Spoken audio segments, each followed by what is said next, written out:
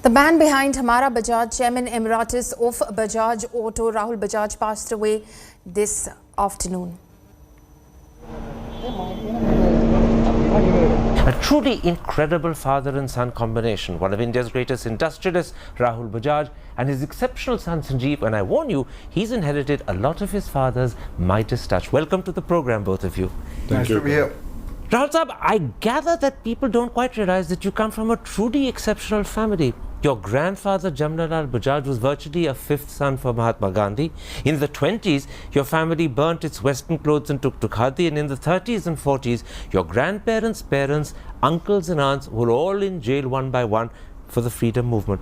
How did you end up the best-known face of Indian capitalism? I couldn't have given myself more compliments than this, and your colleagues have done great research. But how did you end up the face of capitalism with such a nationalistic background behind you? You've already answered, Karan, the second part of your question about the nationalistic background. Jamnalalji, my grandfather, my dada, was considered the fifth son of Mahatma Gandhi. He brought Mahatma Gandhi from Sabarmati, where he came from South Africa in 1915, in the early 30s to Wardha. Only Jamnalalji. There's no other reason why Gandhi shifted. He was resisting, and that's the story as to why he ultimately had to shift. So would Jamnalalji have liked the idea that his grandson is perhaps the best-known capitalist today, or would he have been a little embarrassed It's very by your difficult for me success? to imagine that, and where it's natural for me to say yes to that question. But don't forget, we were a business family. In the 20s, what businesses one had? Ginning, pressing, money lending. If you were northeast, maybe you were a tea garden or jute, nothing else. In fact, during his lifetime, we bought a steel company which became Mukund, and we started the sugar. Except that you were more than just a business family, because if I recall correctly, in your early years, you lived in Wardha, where Gandhiji's famous ashram was, and for the first 8 years of your life, you didn't actually have a formal schooling. What sort of life were those first 8 years?